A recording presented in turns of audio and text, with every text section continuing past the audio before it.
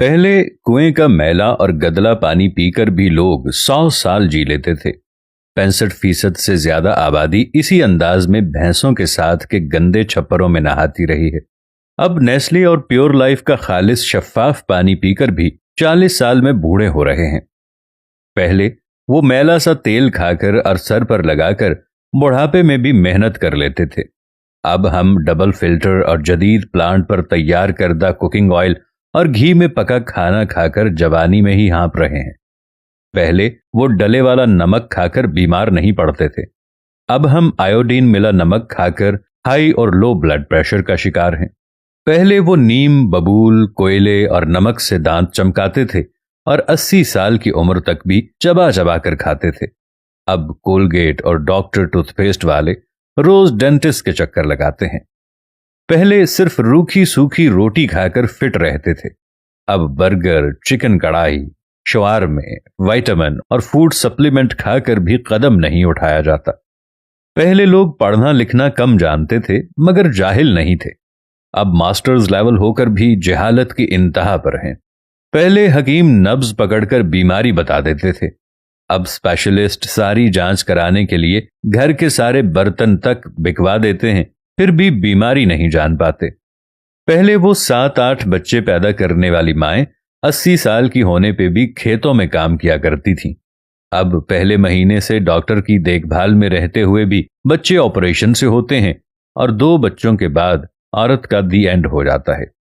पहले काले पीले गुड़ की मिठाइयां ठूस ठूस कर खाते थे। अब मिठाई की बात करने से पहले ही शुगर की बीमारी हो जाती है। पहले बुजुर्गों के कभी घुटने नहीं दुखते थे। अब जवान भी घुटनों और कमर दर्द का शिकार हैं। पहले 100 वॉट के बल्ब सारी रात जलाते और 200 वॉट का टीवी चलाकर भी बिजली का बिल 200 रुपए महीना आता था।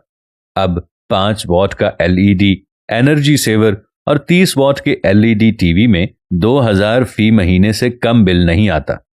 पहले खत लिखकर सबकी खबर रखते थे। अब टेलीफोन, मोबाइल फोन, इंटरनेट होकर भी रिश्तेदारों की कोई खैर खबर नहीं होती। पहले गरीब और कम आमदनी वाले भी पूरे कपड़े पहनते थे। अब जितना कोई अमीर होता है उसके कपड़े उतने ही कम हो जाते हैं। समझ में नहीं आता कि हम कहाँ खड़े हैं।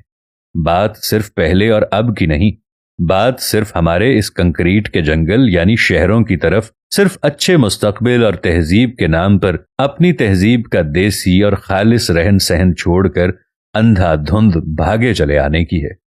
अपना खालिस देसीपन तर्क करके महज़्ज़ब नजर आने के धोखे में गरीबुल वतनी इख्तियार करके परदेसी हो जाने की है।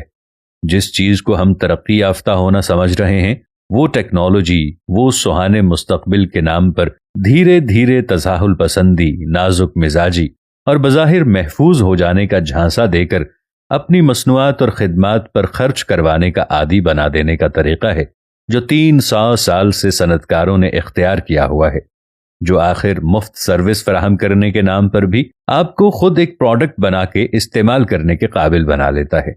जैसे मुफ्त कॉल्स, मुफ्त एंटरटेनमेंट और मुफ्त राबिता दरअसल आपका मसनूआत के तौर पर इस्तेमाल है।